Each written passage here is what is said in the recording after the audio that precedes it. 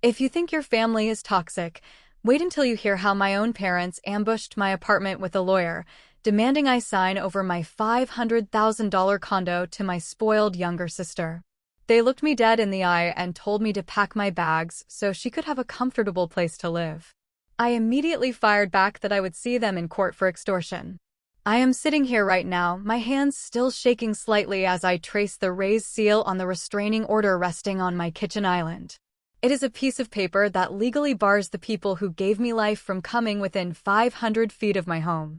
It feels surreal, yet it is the most liberating document I have ever owned.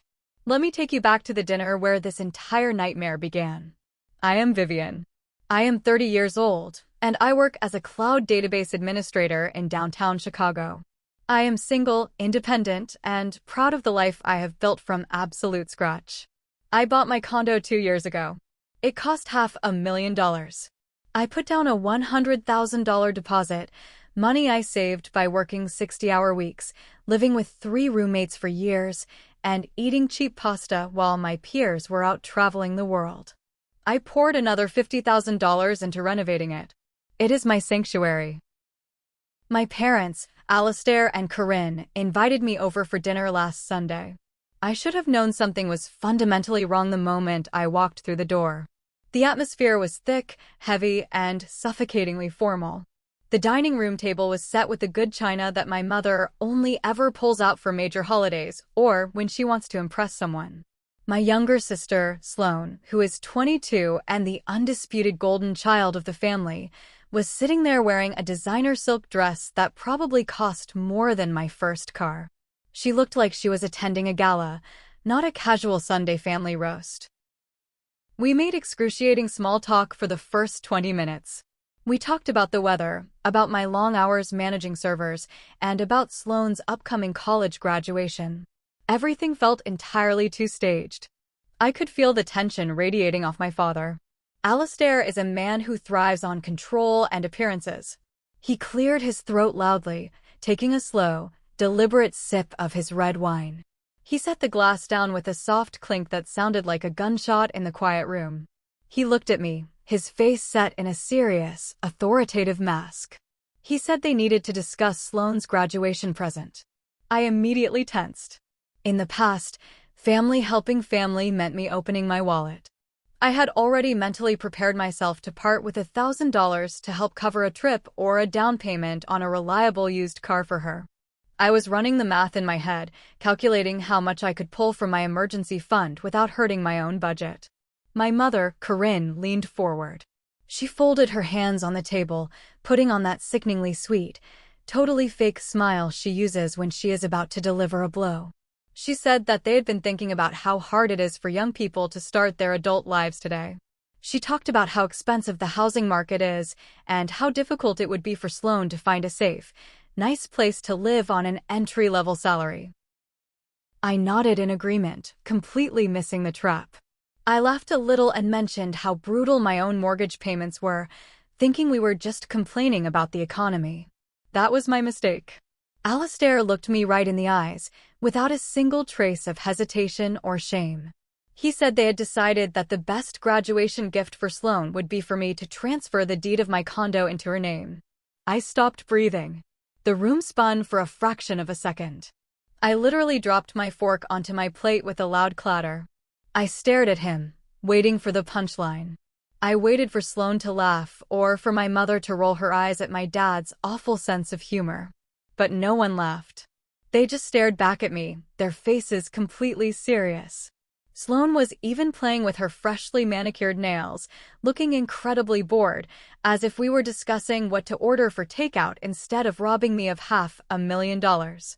I asked them to repeat what they had just said. I thought maybe my hearing had failed me. My mother smiled wider, her voice dripping with fake patience. She said it made perfect sense. She told me I was already established in my career, making a good salary, and that I could easily go out and rent a nice apartment somewhere else. She said Sloane needed the security of homeownership to get a head start in life. She actually used the word selfish. She implied that keeping a 2-bedroom condo for just myself was a greedy, wasteful thing to do when my sister needed a place to live. I felt my blood boil. The sheer audacity of their demand hit me like a freight train. I reminded them loudly that I had put down a $100,000 deposit. I reminded them that the mortgage was in my name, that I paid every single cent of the renovations, the taxes, the maintenance. I asked them if they had completely lost their minds. I told them this was not a hand-me-down sweater they were asking for, it was my entire net worth. Alistair slammed his hand flat on the table, rattling the wine glasses. His face turned dark red. He told me not to raise my voice to him. He started lecturing me about family values, about how blood is thicker than water, and how I was acting like a cold-blooded, materialistic monster who cared more about square footage than her own flesh and blood. Sloane chimed in, using her sweet, innocent voice to remind me that she had student loans to worry about. She conveniently forgot to mention that her loans were solely for funding her lavish lifestyle, her expensive clothes, and her weekend getaways, because our parents had paid her entire tuition in cash. I realized there was no reasoning with their delusion. They had clearly planned this ambush. They expected me to just roll over and surrender my life's work because they demanded it. I stood up from the table, my legs shaking with rage. I grabbed my coat and my purse. I told them they were absolutely insane and that I would never, ever sign my home over to Sloane. I walked out of the house, ignoring Corinne's theatrical sobs and Alistair's shouting. As I practically ran to my car, I fumbled for my keys. Just before I pulled the front door shut behind me, my eyes caught something glowing on the hallway console table. It was Alistair's iPad. The screen was lit up with a notification. It was a bright red email banner from a bank, screaming the words past due and final notice. I barely registered it in my panic, but as I started my engine and sped away into the dark streets, that red text burned in my memory. Little did I know, that flashing warning was the first thread of a massive, ugly sweater that was about to unravel everything I thought I knew about my perfect family. Would they really destroy my life over a missed payment? The drive back to downtown Chicago was a blur of streetlights and tears of pure frustration. The heater in my car was blasting, but I felt freezing cold. My chest tightened with an anxiety that I had carried for as long as I could remember. Being the oldest daughter in my family was like being an unpaid intern in a toxic corporation where the CEO hated you. Tonight's demand was horrifying, yes, but sitting alone in the quiet of my car, I had to admit the bitter truth. It was not entirely surprising. It was just the grand finale of a 30-year show where I played the villain and Sloane played the princess. As I gripped the steering wheel, I took a mental walk through my own personal museum of pain. Every family has one, even if they pretend they do not. Mine was filled with exhibits of neglect, double standards, and blatant favoritism. I thought back to my 18th birthday. While other kids were celebrating with parties, I was working 3 different jobs. I waited tables, tutored math, and worked retail on the weekends. I did all of this just to scrape together $1,500 to buy a rusted, beat-up Honda Civic so I could drive myself to community college. My parents told me it built character. They said I needed to learn the value of a hard-earned dollar. 2 years later, Sloane turned 16. There was no talk of building character for her. Instead, there was a massive surprise party, complete with a giant red bow on the driveway. Sitting under that bow was a brand new, $45,000 Lexus SUV. My parents paid for the car, the insurance, and even gave her a gas allowance. When I asked why the rules were so different for her, Corinne just sighed and looked at me like I was a disappointment. She told me Sloane was fragile, that she needed to be kept safe, and that a heavy, expensive car would protect her better on the road. I was apparently sturdy enough to survive in a tin can. Then came the college years. I paid every cent of my own tuition. I lived on a diet of ramen noodles and cheap peanut butter. I stayed in a moldy, cramped apartment shared with strangers because it was all I could afford. I worked late shifts and studied until my eyes bled to graduate with honors. Sloane's college experience was a luxury vacation. My parents paid $60,000 a year for her out-of-state tuition. They rented her an upscale apartment near campus with building amenities like a rooftop pool and a fitness center. I remembered one specific afternoon that perfectly summarized our dynamic. I had come home for a brief holiday visit, exhausted from exams. I walked into my childhood bedroom, only to find it completely empty. My bed was pushed into a corner, and my bookshelves were gone. All my high school yearbooks, my debate trophies, my favorite novels, they were all tossed unceremoniously into trash bags in the garage. In their place were rolling racks filled with Sloane's massive collection of winter coats and designer boots. I had confronted my mother, standing in the middle of the garage, looking at my life reduced to garbage bags. Corinne had not even blinked. She continued folding a cashmere sweater and simply said that sisters needed to compromise. She told me I was never home anyway, and Sloane had so many beautiful things that needed proper storage. She looked at me, her eyes devoid of any maternal warmth, and said, "You have to be the bigger person, Vivian. You know your sister is sensitive." For 30 years, I had swallowed my pride. I had accepted my role as the family scapegoat. Whenever I achieved something, whether it was my first high-paying job, my promotion, or buying my condo, my parents either ignored it completely or found a way to downplay it. If I failed, even slightly, it was magnified into a massive character flaw. I had survived by building emotional walls. I kept my distance, smiled politely at holidays, and built my empire in silence. But demanding my home? Demanding the physical roof over my head, the walls I had painted with my own hands, the floor I had paid for with my own sweat? That was a bridge too far. The Museum of Pain was closed. I was no longer accepting new exhibits. I parked my car in my building's secure garage, took a deep breath of the damp concrete air, and stepped into the elevator. I told myself the worst was over. I told myself that by walking out of that dinner, I had drawn a hard boundary that they would have to respect. I was so incredibly naive. I had no idea that walking out was not the end of the war, it was merely the declaration of it. I walked into my beautiful, quiet condo, locked the deadbolt, and leaned against the heavy wood. I thought I was safe in my fortress. But as my phone buzzed in my pocket, signaling the start of a digital avalanche, I realized a horrifying truth. Toxic families do not respect locked doors. When they cannot control you, they try to destroy you. How far would my parents go to take what was mine? The digital assault began before I even had time to take off my shoes. My phone vibrated so aggressively against the kitchen counter it sounded like an angry hornet. I picked it up to see a flood of notifications. My parents had wasted zero time launching their smear campaign. They had activated their network of flying monkeys, deploying extended family members to guilt, shame, and pressure me into submission. The first voicemail was from my Aunt Blythe.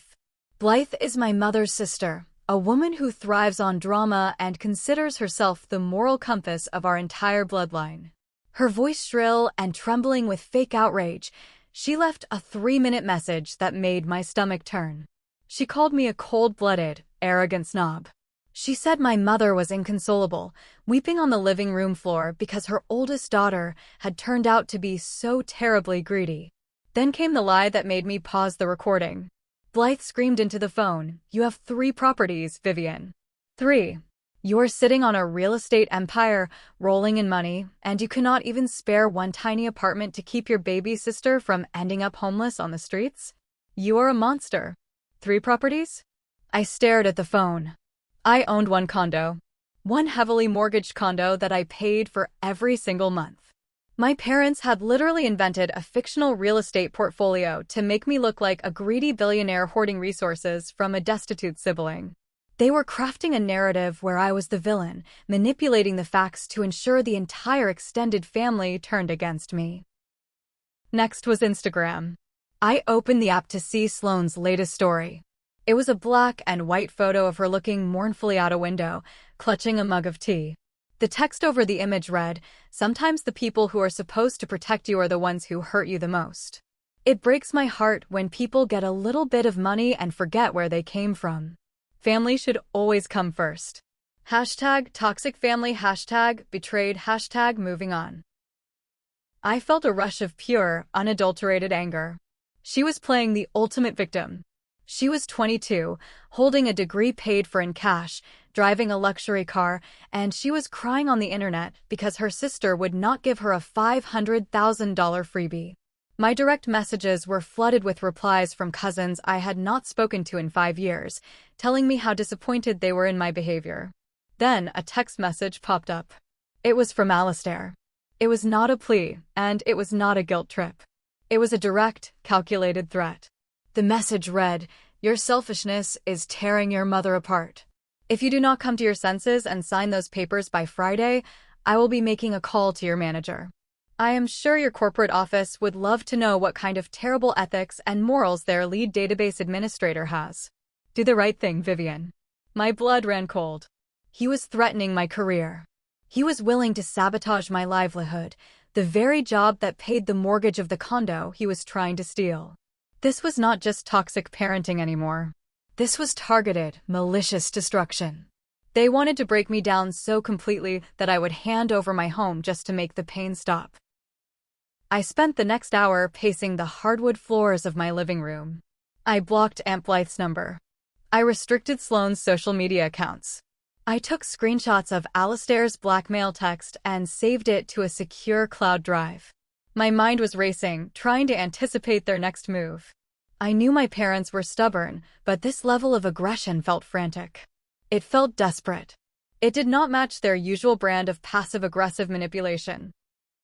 I brewed a cup of chamomile tea, trying to steady my shaking hands. I looked around my living room. I looked at the custom bookshelves I had installed myself, the expensive mid-century modern sofa I had saved up 6 months to buy, the panoramic view of the Chicago skyline that I woke up to every morning. This was mine. I earned it. I was not going to let them bully me out of it. I finally sat down on the sofa, pulling a warm blanket over my legs, ready to turn off my phone and force myself to sleep. I told myself they were all talk. They were miles away in the suburbs, throwing tantrums through screens. They could not physically hurt me here. And then, the doorbell rang. It was pitch black outside. It was almost 11 at night. Nobody rings a doorbell in a secure downtown high-rise at this hour unless it is an absolute emergency. My heart hammered against my ribs like a trapped bird. I crept quietly toward the front door, avoiding the floorboards that I knew squeaked. I leaned forward and pressed my eye against the peephole. The hallway was brightly lit, and the wide-angle lens showed me everything. I froze, the breath catching in my throat. Standing outside my door, looking perfectly composed and eerily determined, were Alistair and Corinne. Standing slightly behind them was Sloane, scrolling on her phone with a bored expression. But they were not alone. Standing next to my father was a tall, middle-aged man wearing a sharp gray suit, holding a thick, leather briefcase. He looked incredibly uncomfortable, shifting his weight from foot to foot, checking his watch. My parents had not just come to argue. They had brought a lawyer to my doorstep in the middle of the night. What exactly was inside that leather briefcase? I stood frozen behind the heavy oak door of my condo, my pulse deafening in my ears. The man in the gray suit adjusted his tie, leaning in to whisper something to my father. Alistair just waved him off dismissively and pressed his finger hard against my doorbell again. The sound echoed through my quiet apartment like an alarm. I knew that if I did not open the door, they would stand out there all night, causing a scene until security was called. I took a deep breath, unlocked the deadbolt, and pulled the door open just enough to block the entrance with my body. "What do you want?" I demanded, keeping my voice low but sharp. "It is 11 o'clock at night." Alistair did not even blink. He pushed his hand flat against the door, using his weight to force it open wider. I stumbled back a step in shock at the physical intrusion. Before I could process what was happening, Alistair, Corinne, Sloane, and the stranger in the suit marched right past me into my home. "We are here to finish our conversation," Alistair announced, looking around my living room with a critical eye, as if he were inspecting a hotel room he had just rented. Sloane immediately walked toward the large floor-to-ceiling windows. She pulled a bright yellow measuring tape out of her designer purse and literally started measuring the width of my living room wall.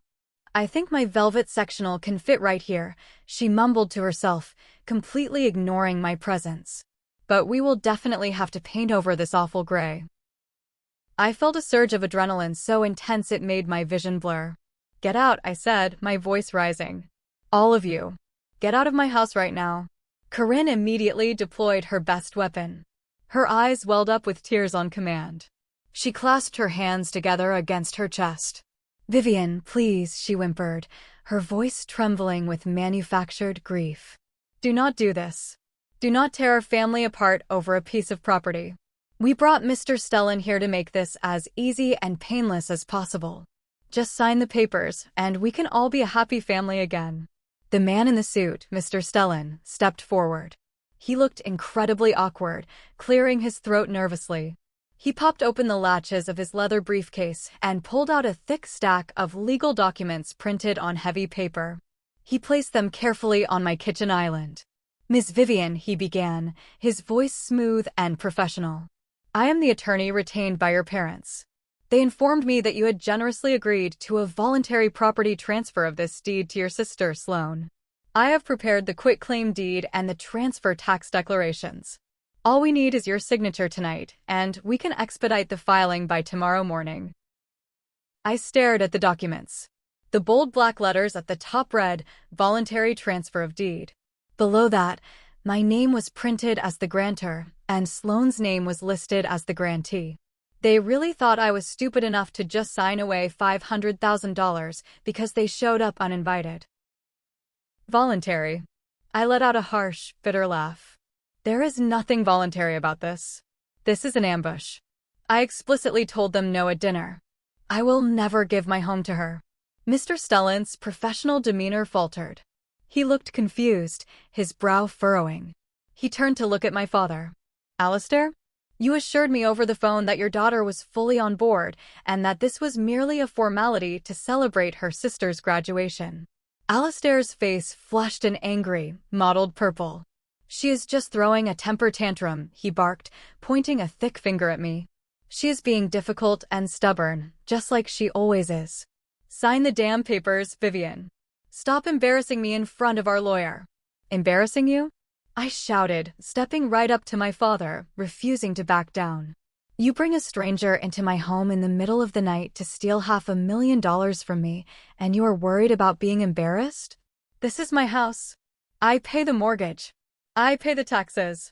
You have absolutely no right to be here." Sloane rolled her eyes, letting the measuring tape snap back into its plastic casing with a loud clack. "God, Vivian, you are so dramatic. Just sign it so we can go home. I already told my friends I was moving downtown next month. Do you want me to look like a liar?" "I do not care what you look like," I screamed, the years of suppressed rage finally breaking free. I turned to the lawyer, who was hastily packing his documents back into his briefcase. "Mr. Stellan, I suggest you leave my property immediately before I call the police and report you for trespassing and harassment." Mr. Stellan looked absolutely mortified. He snapped his briefcase shut. "I apologize profusely, Miss Vivian. I was operating under completely false pretenses. I will not be a party to this." He turned to my parents, his expression hard. "Do not contact my office again." He practically ran out the front door. With the lawyer gone, the dynamic shifted. Alistair took a menacing step toward me, his fists clenched. "You arrogant, ungrateful little brat," he spat, his voice shaking with pure malice. "After everything we have done for you. We gave you life. We raised you. You owe us this." "I owe you nothing," I roared back. I grabbed my phone from the counter and dialed 911, holding my thumb hovering over the call button. "You have exactly 10 seconds to get out of my apartment, or the police will escort you out." 10, 9, 8. Corinne dropped the crying act instantly. Her face twisted into a mask of pure hatred. "You are dead to us," she hissed, grabbing Sloane's arm. "Come on, Sloane. Let the greedy pig rot in her empty apartment." They stormed out, Alistair slamming the heavy door so hard the framed pictures on my wall rattled. The silence that followed was deafening. I stood in the middle of my living room, my chest heaving, tears of anger streaming down my face. I had done it. I had fought them off. But as the adrenaline slowly faded, a cold, creeping realization washed over me. The desperation in my father's eyes was not just anger. It was panic. Bringing a lawyer in the middle of the night, risking a police encounter, creating insane lies about my wealth. None of this was normal, even for their level of toxicity. People do not act this recklessly unless they are backed into a terrifying corner. There was a missing puzzle piece here, and I needed to find it. What were they hiding? I collapsed onto my sofa, wrapping my arms around my knees to stop the shaking. The digital clock on the stove glowed a bright, neon green. It was midnight. My home felt violated, tainted by their presence and their unbelievable greed. The air still smelled faintly of my mother's expensive floral perfume. I wanted to scrub the floors. I wanted to burn sage. But more than anything, I wanted answers. My mind kept circling back to the sheer insanity of their plan. They wanted to take my $500,000 asset and hand it to a 22-year-old who had never paid a utility bill in her life. It made zero financial sense unless they were not planning on letting her keep it. Suddenly, the memory of that red flashing banner on Alistair's iPad hit me like a physical blow. Past due. Final notice. My parents were supposed to be financially comfortable. They lived in a large, beautiful house in the suburbs that they had paid off 5 years ago.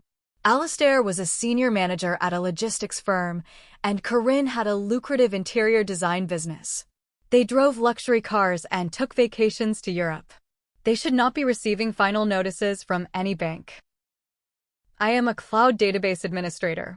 My entire career is built on finding, organizing, and securing hidden data. I spend 50 hours a week diving through layers of complex information architecture. Investigating public records was child's play for me.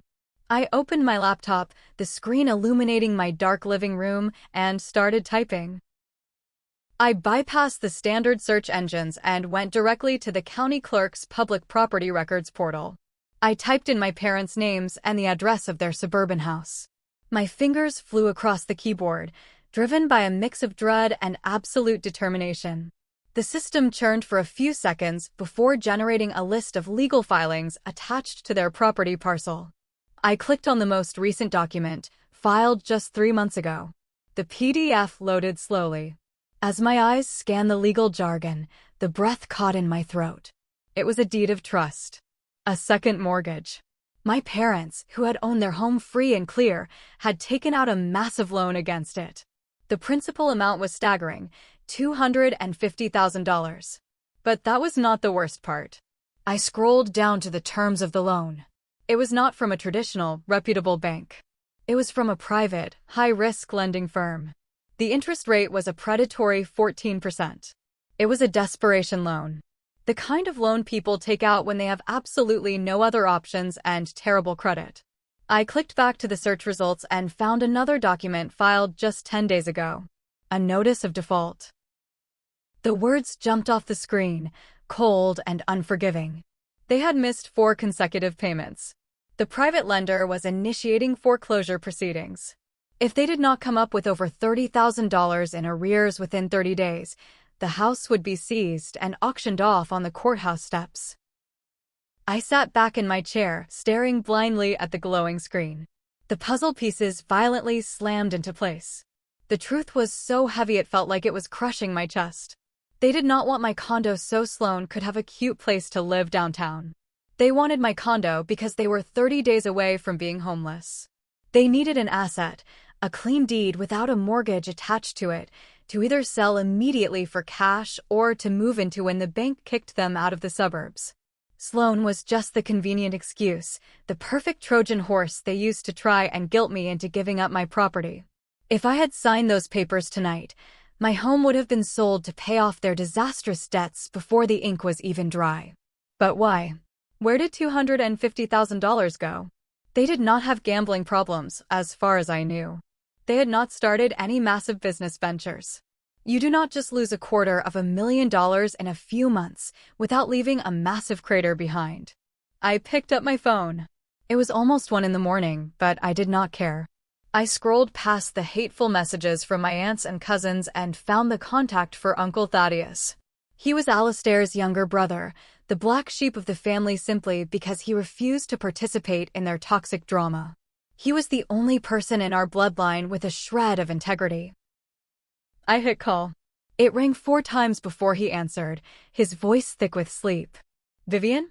Kiddo, are you okay? It is late." "Uncle Thaddeus," I said, my voice trembling despite my best efforts to keep it steady. "I need you to tell me the truth.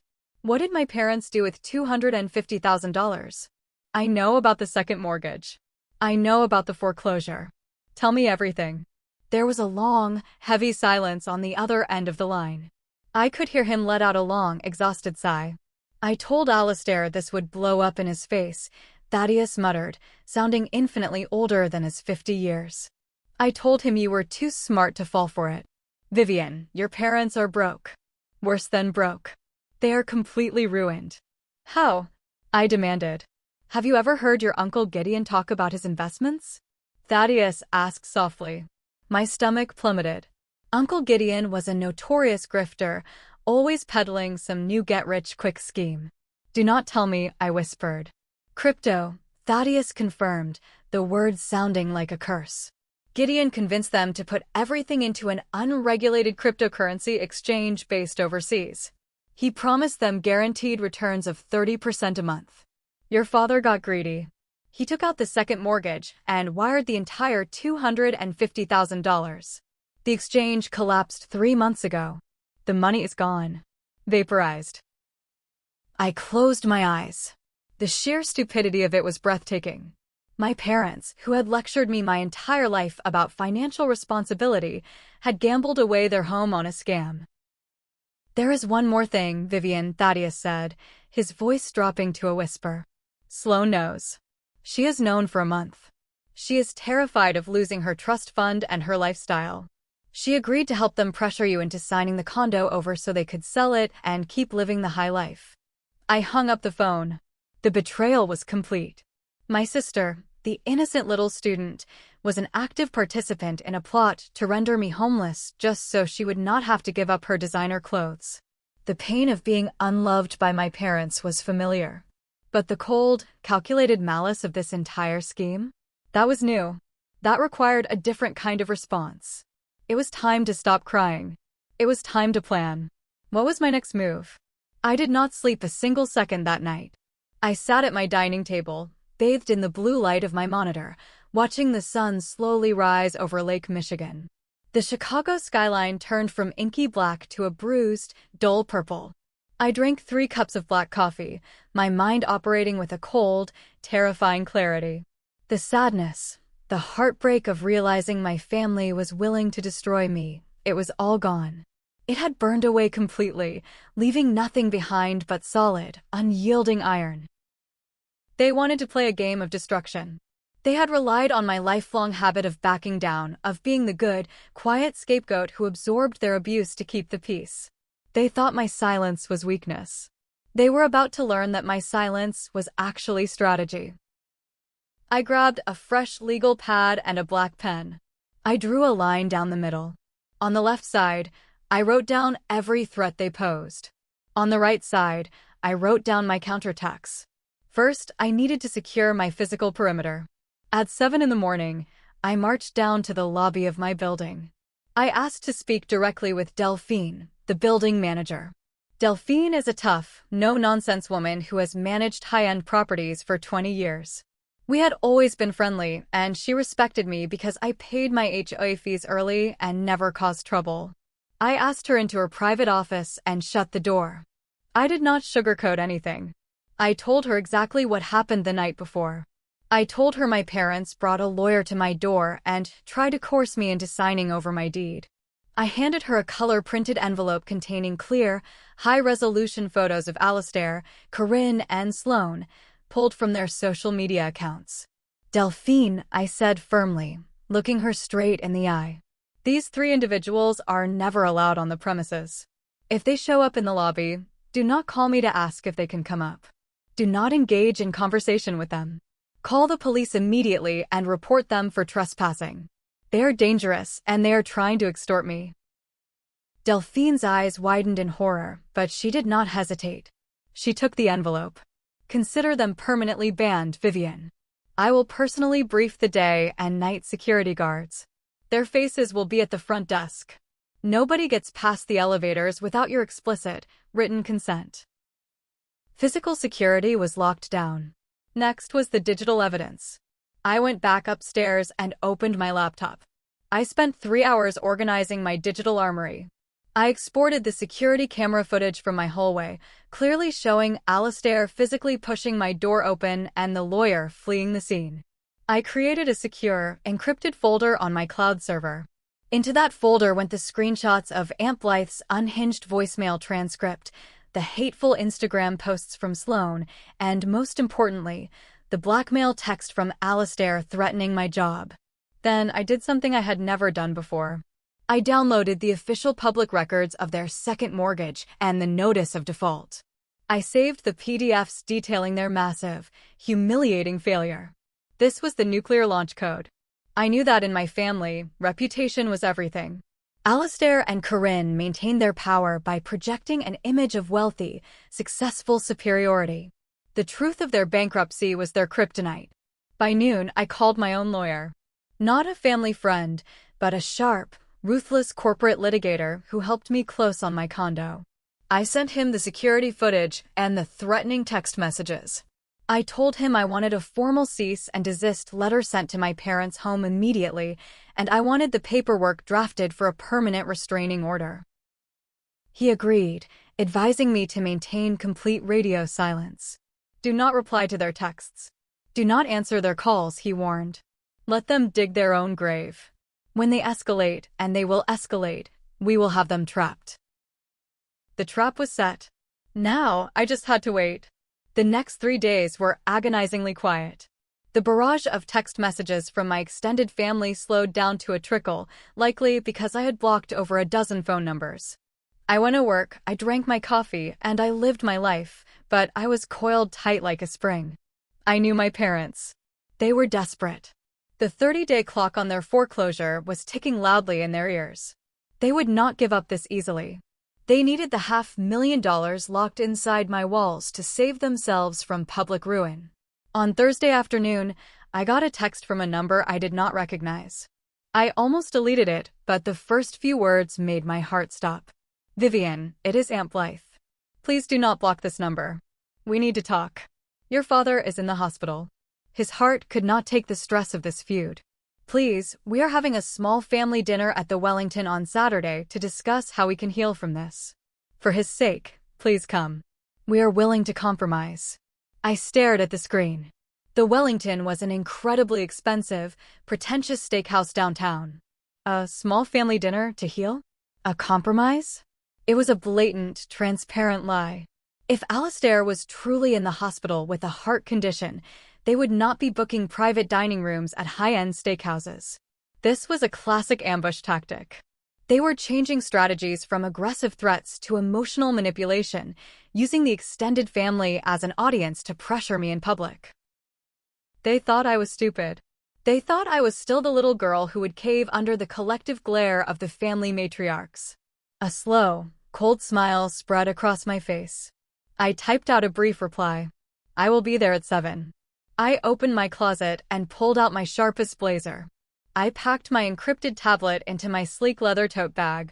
The tablet contained the downloaded foreclosure documents and the second mortgage details. My parents wanted an audience? They wanted to publicly shame me into handing over my home? Fine. I would give them a show they would never, ever forget. I was walking straight into the lion's den, but I was bringing the fire. How exactly was this dinner going to end? If you are empathizing with what Vivian has to endure and want to support her in the upcoming battle, please like the video, subscribe to the channel, and leave a comment with the name of the city you live in. Every comment helps the video reach more audiences. Thank you so much. Saturday evening arrived with a heavy, suffocating humidity that is typical for Chicago in late summer. I walked through the heavy brass and glass doors of the Wellington right at 7 o'clock. The Wellington is the kind of restaurant where the lighting is intentionally dim. The waiters wear crisp white tuxedo jackets, and a single steak costs more than most people spend on groceries in a week. It was the absolute last place a family facing imminent foreclosure should be eating. But then again, my parents' entire existence was built on maintaining a meticulously crafted illusion of wealth. I gave my name to the hostess, feeling the reassuring weight of my leather tote bag against my side. My tablet was fully charged. The documents were loaded. I was ready. The hostess led me through the crowded main dining room, past tables of businessmen and wealthy couples, toward a private dining alcove in the back. As we turned the corner, I stopped for a fraction of a second to take in the scene. It was not a small family dinner. It was a full-scale tribunal. Sitting around a massive circular mahogany table were at least 12 people. Alistair sat at the head, looking perfectly healthy, entirely contradicting Aunt Blythe's text about a hospital visit. Corinne sat next to him, wearing a diamond necklace that I knew for a fact was fake. Aunt Blythe was there, her lips pursed in a permanent scowl.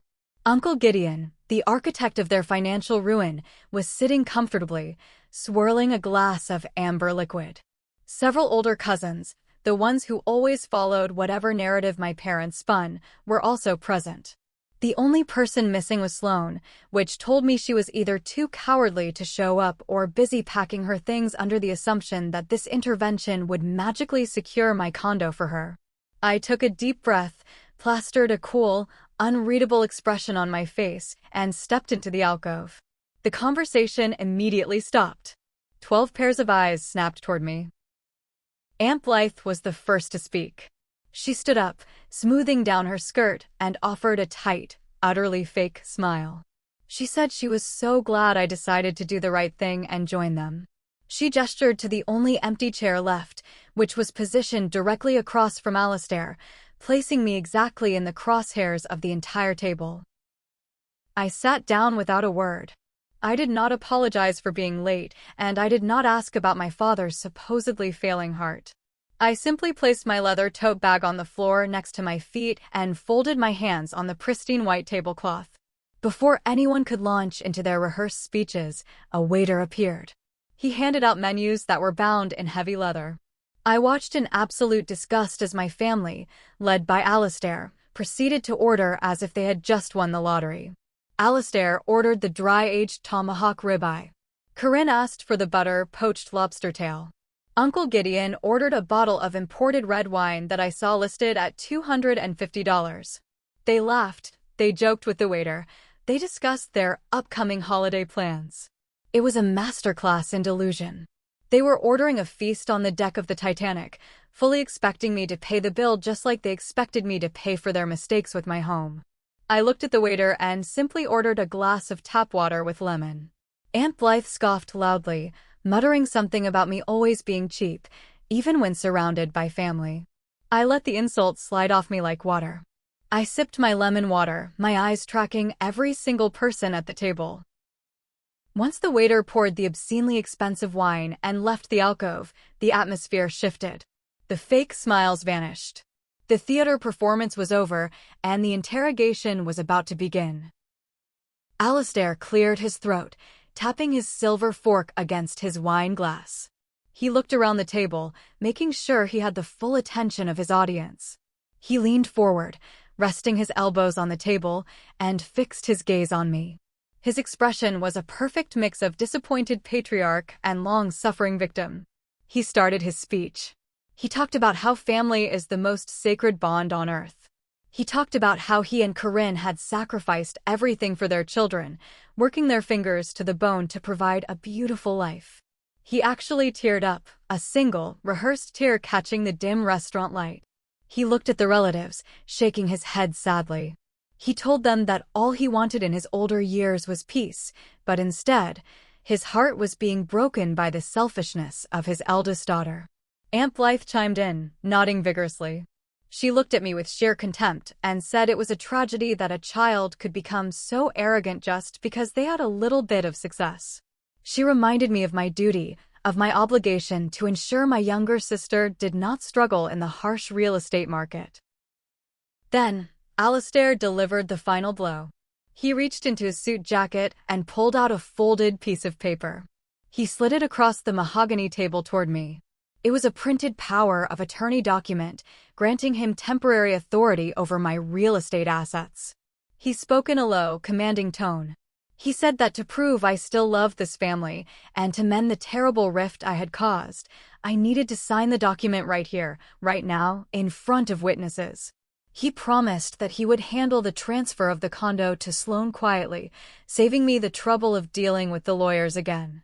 He looked at me, waiting for the tears. He waited for the familiar crumbling of my boundaries. He waited for the obedient scapegoat to surrender. I looked down at the piece of paper. Then I looked up at the circle of expectant, greedy faces surrounding me. The Vivian they knew would have cried. She would have panicked under the weight of a dozen judgmental stares. But that Vivian was gone. I let out a slow, quiet laugh. It was not a happy laugh. It was cold, sharp, and it cut through the heavy silence of the room. I reached down, my fingers wrapping around the handle of my tote bag. I pulled out my thick, heavily weighted manila folder. I placed it squarely on top of Alistair's ridiculous power of attorney document. I looked my father dead in the eye, my pulse perfectly steady. I smiled, feeling a dangerous thrill run through my veins. You brought an audience, Alistair. I hope you are ready for the show. What is inside this folder? The loud, flat smack of the thick manila folder hitting the heavy mahogany table echoed in the private dining alcove.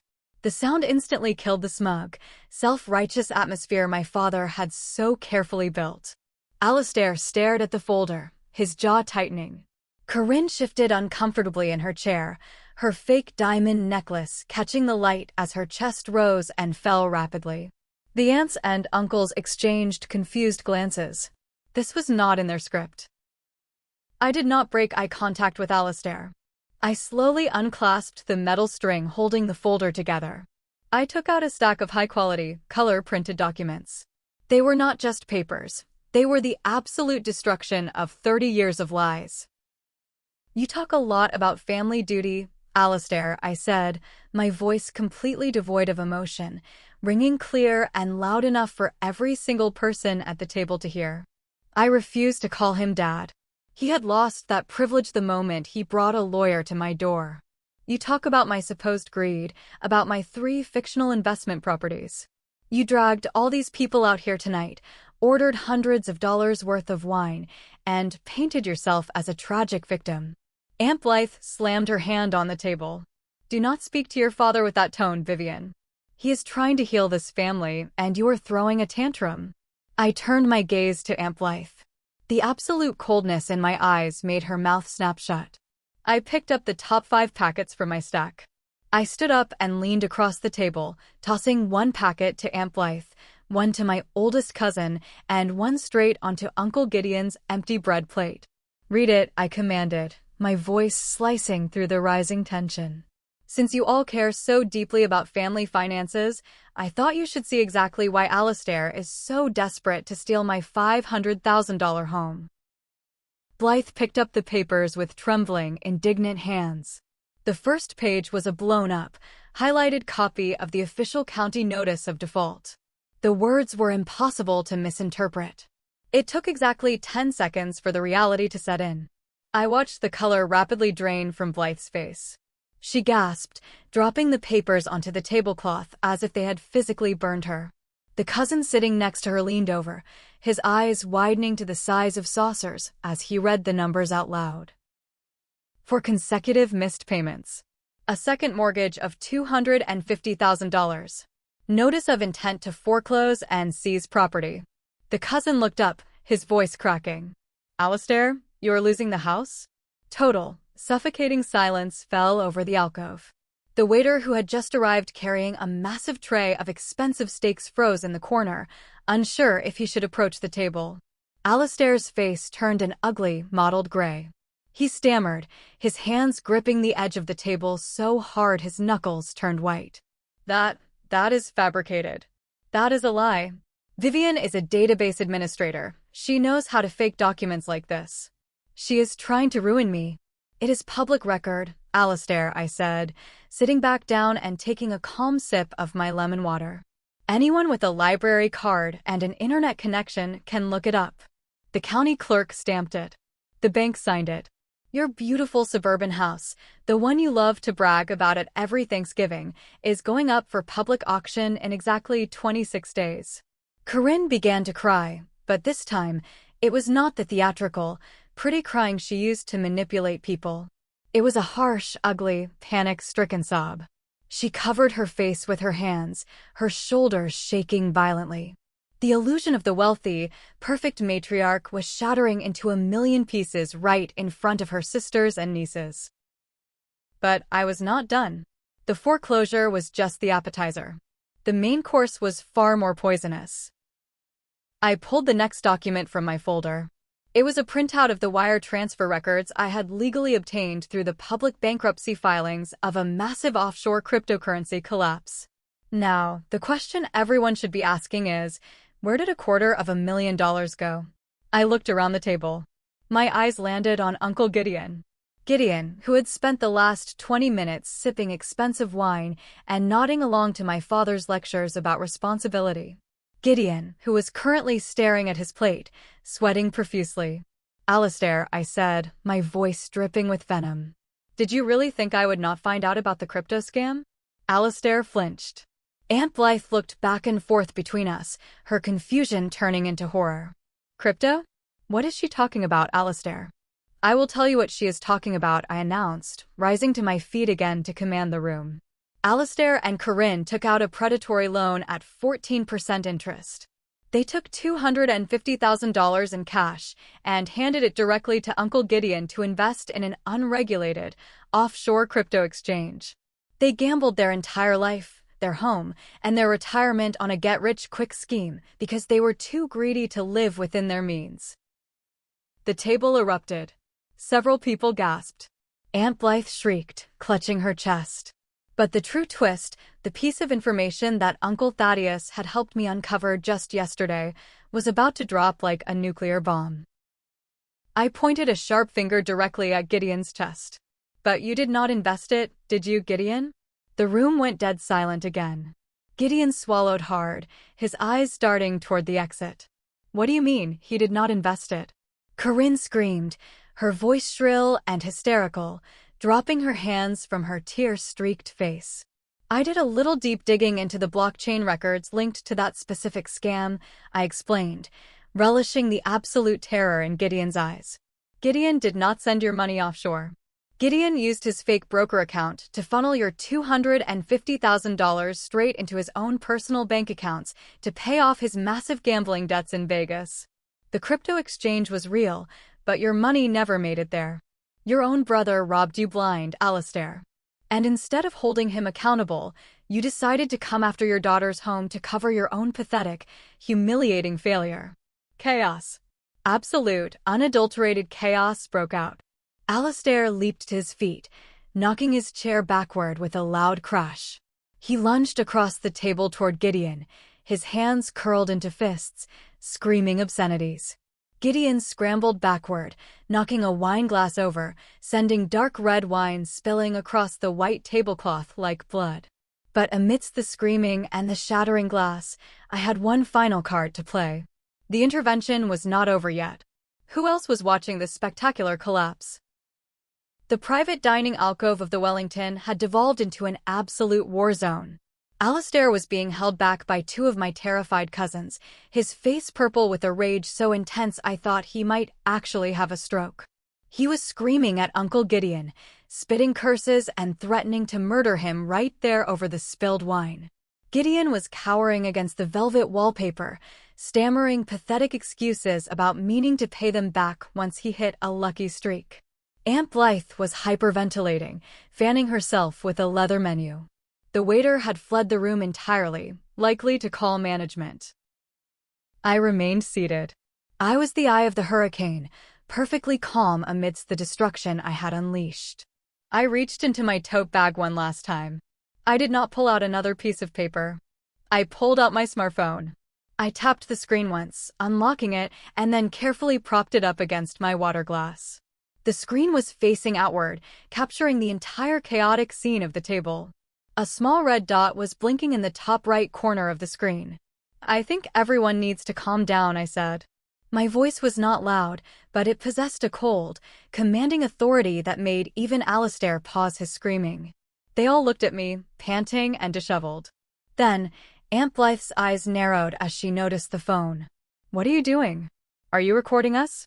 Better, I replied, offering a thin, merciless smile. I am live streaming. Corinne let out a blood-curdling shriek. You're what?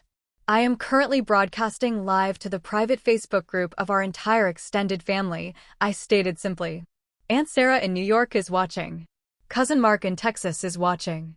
Over 40 members of this bloodline have been listening to this entire intervention for the last 20 minutes. Every single lie you told, every threat you made, and the revelation of Gideon's massive theft. They have heard it all. The narrative you tried to spin about me being a greedy villain is officially dead. The color completely vanished from Corinne's face. She looked like a ghost. For a woman whose entire self-worth was tied to her social standing and the envy of her relatives, this was a fate worse than death. Her pristine image was being broadcasted as a complete fraud to the very people she had spent 30 years trying to impress.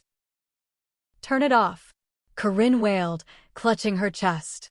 She suddenly slumped forward in her chair, gasping dramatically. My heart. Alistair, my heart. She is killing me. It was her classic move. Faking a medical emergency to escape accountability. But this time, nobody rushed to her side. The cousins were too horrified by the revelations to care. I looked directly into the camera lens of my phone, addressing the virtual audience. Before I end this stream, there is one last detail the family needs to know. It is about Sloane. Hearing her precious golden child's name, Corinne miraculously recovered from her fake heart attack, sitting straight up. Do not bring your sister into this. She is innocent. She is just a child. She is 22 years old, Corinne, I snapped back, my patience finally gone. And she is a thief. Everyone in the family remembers when Grandma's vintage emerald necklace went missing 2 years ago, right? Corinne fired the housekeeper, ruined the poor woman's reputation, and claimed it was stolen by the help. I pulled a small stack of printed photographs from my folder and scattered them across the wine-stained table. They were screenshots from a luxury consignment website. Sloane sold the necklace to a private buyer in New York for $12,000. She used the money to fund her 2-week luxury vacation to Cabo with her friends. I found the transaction receipts linked to her secondary email address. She let an innocent woman lose her job so she could drink margaritas on a yacht. And worst of all, she has known about your bankruptcy for a month, and she happily conspired to render me homeless just to keep her trust fund facade alive. Alistair could not take it anymore. The utter, complete annihilation of his ego snapped his final thread of sanity. He roared like a wounded animal. He shoved past the cousins and lunged across the mahogany table directly at me, his massive hands reaching for my throat. I will kill you, he screamed, his eyes wild and unhinged. I did not flinch, but I did not have to defend myself. Before Alistair could even touch me, a heavy hand clamped down on his shoulder and violently yanked him backward. It was Uncle Thaddeus. He had walked into the alcove just seconds before the chaos erupted. He threw Alistair back into his chair with surprising strength. Right behind Thaddeus were 3 large, intimidating security guards wearing earpieces, alongside the restaurant manager. That is enough, Alistair, Thaddeus said, his voice echoing with absolute disgust. You are pathetic. You are all pathetic. I warned you not to push her. The restaurant manager, looking horrified by the spilled wine and the screaming, pointed toward the exit. The police have been called, he announced firmly. You all need to vacate the premises immediately. I am holding this table responsible for the damages and the bill. The waiter slipped back into the room, nervously dropping a leather booklet on the table. The total at the bottom was $850. Alistair patted his pockets, his face pale. His credit cards were maxed out. Gideon was backing away toward the door. Corinne was sobbing uncontrollably into a napkin. I stood up slowly, smoothing the wrinkles from my blazer. I picked up my phone and ended the live stream, leaving the entire family network in shock. I picked up my leather tote bag. I reached into my wallet, pulled out a crisp $5 bill, and dropped it gently onto the table. That covers my lemon water, I said, my voice eerily calm. I looked down at my parents, who were now sitting in the ruins of their lives, surrounded by the mess they had created. You wanted me to pay for your mistakes, Alistair. Consider this the only bill I will ever leave you with. Enjoy the steak." I turned around and walked out of the alcove, flanked by Uncle Thaddeus. I walked through the opulent dining room and out the heavy brass doors into the humid Chicago night air. For the first time in 30 years, my chest felt completely light. I had burned the toxic kingdom to the ground. But a family like mine never surrenders easily. What desperate, dangerous move would they attempt when they had absolutely nothing left to lose? The humid air outside the Wellington felt like the sweetest oxygen I had ever breathed. Uncle Thaddeus walked me to my car, placing a reassuring hand on my shoulder. He told me he was proud of me, that I had done what needed to be done to stop a cycle of abuse that had poisoned our family for decades. I thanked him, locked my car doors, and drove back to my downtown condo. I felt a profound sense of closure.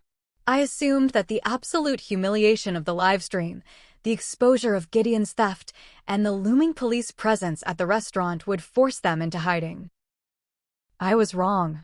Never underestimate the sheer, terrifying recklessness of narcissists who have been backed into a corner and stripped of their masks.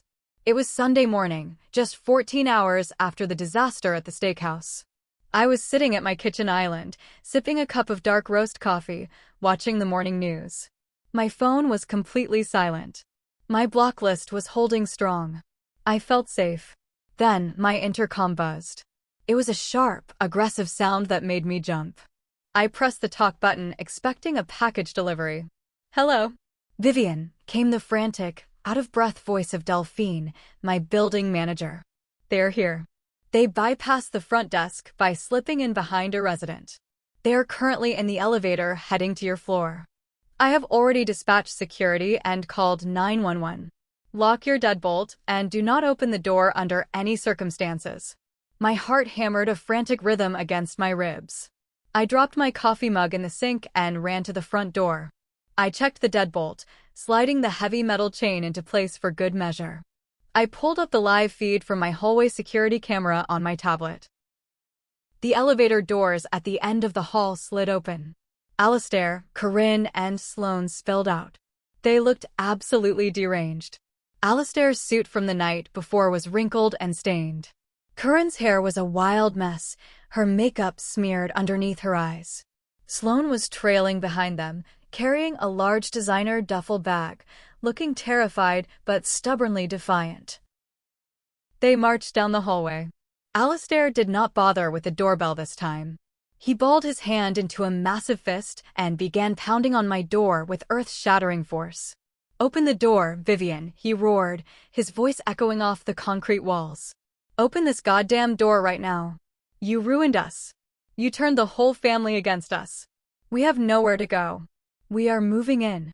Corinne shrieked from the hallway, her voice shrill and hysterical. "You owe us this.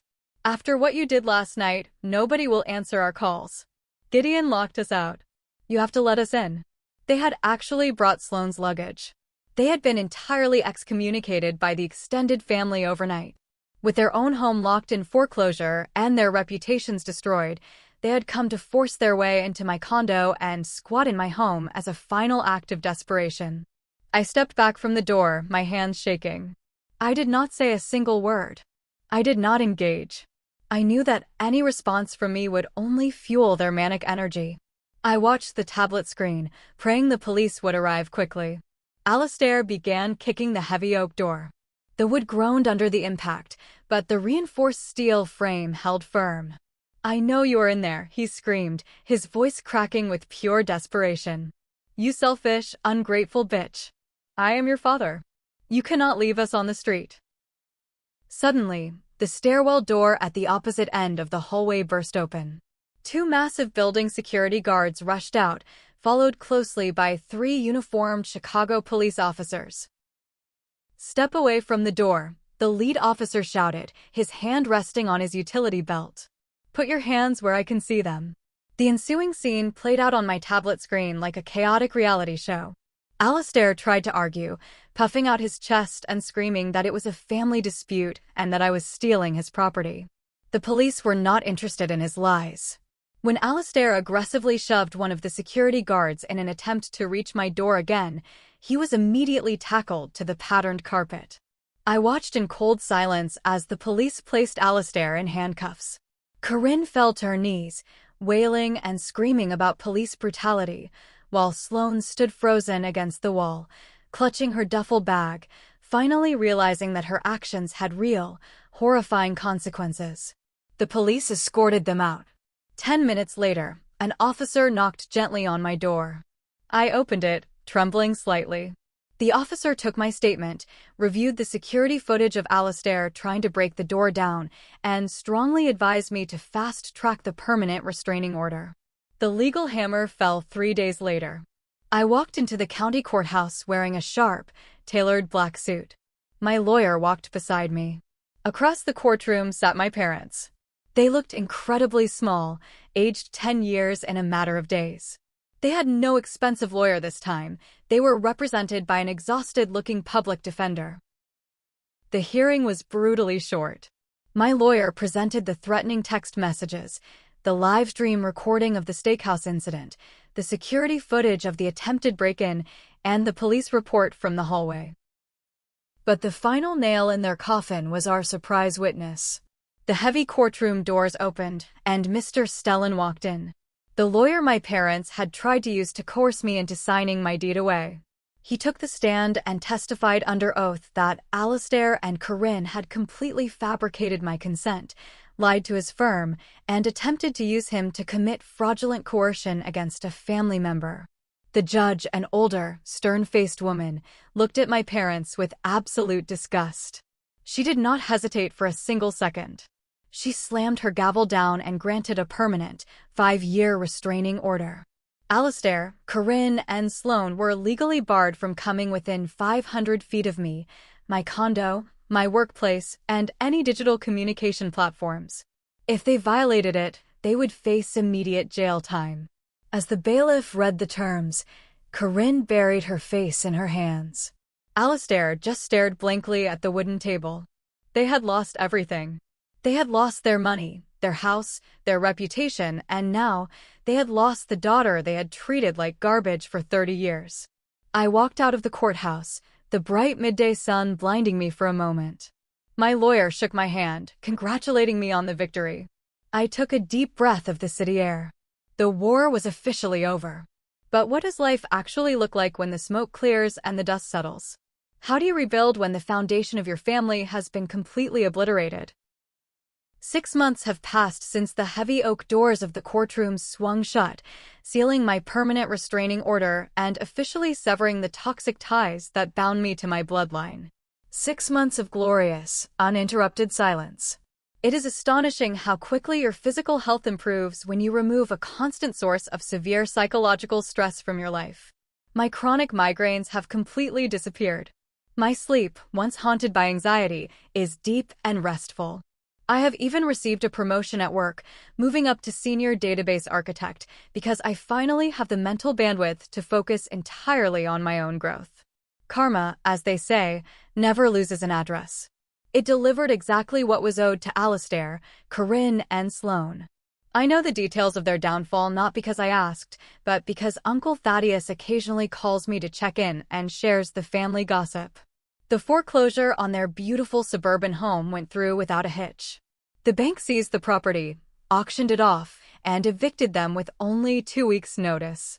With zero savings, ruined credit, and the extended family completely refusing to lend them a single dime after watching my livestream, they had absolutely no options. In a cruel twist of ironic justice, they were forced to move into Uncle Gideon's unfinished, damp basement in the deep suburbs. The 3 grifters who caused the financial ruin are now trapped under the same roof, reportedly making each other utterly miserable. Corinne, the woman who once looked down on everyone from her designer pedestal, now spends her days fighting with Gideon over the electric bill. Alistair is working a menial data entry job to pay off his massive legal debts, his pride completely shattered. And then there is Sloane, the golden child. The princess who expected a $500,000 condo handed to her on a silver platter because she existed. The reality of the real world hit her like a high-speed train. Without my parents' money to fund her luxury lifestyle, and completely cut off from the bank of mom and dad, she had to drop her expensive downtown aesthetic. She failed to find a high-paying marketing job because her resume consisted entirely of partying and shopping. According to Thaddeus, she is currently working the drive-through window at a fast food chain just outside the city, wearing a polyester uniform that smells perpetually of fry grease. She takes the public bus to work. She sent me a long, handwritten letter 2 months ago, delivered through my lawyer. She apologized for her entitlement, admitted how deeply messed up our family dynamic was, and begged for a second chance. I did not reply. I filed the letter in a drawer. An apology born of desperation and poverty is not a real apology. I wish her well, but I will not be her safety net. The most surprising development happened last week. I received a phone call from my grandmother, Alistair's mother. We had not spoken in years, mostly because Corinne always intercepted communications to ensure I remained isolated. Grandmother had watched the recorded live stream. She had seen the truth. She asked me to meet her for tea at a quiet cafe. When I arrived, she looked at me with deep, sorrowful eyes. She apologized for being blind to the abuse I suffered. And then, she slid a legal document across the table. It was an updated copy of her last will and testament. After seeing Alistair's sheer financial incompetence and his willingness to steal from his own daughter, she had completely cut him out of her estate. She removed Sloane as a beneficiary as well, citing the theft of her vintage emerald necklace. Instead, she had placed the entirety of her considerable assets into an ironclad trust fund.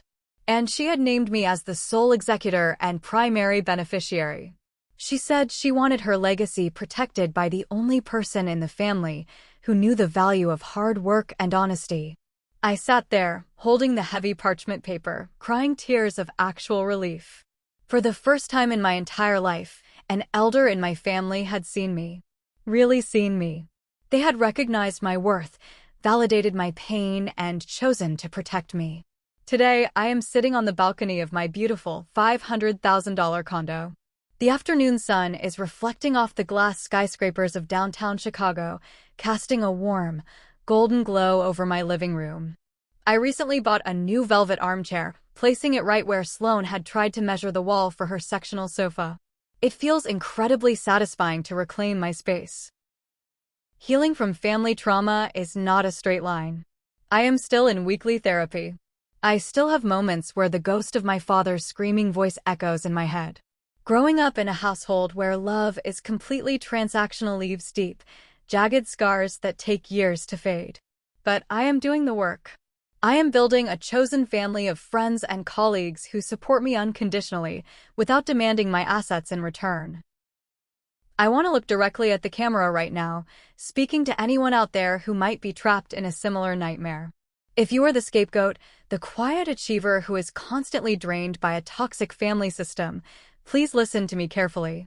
Blood does not give anyone the right to abuse you. DNA does not entitle anyone to the fruits of your grueling labor. No is a complete sentence. You do not owe anyone your home, your peace, or your future.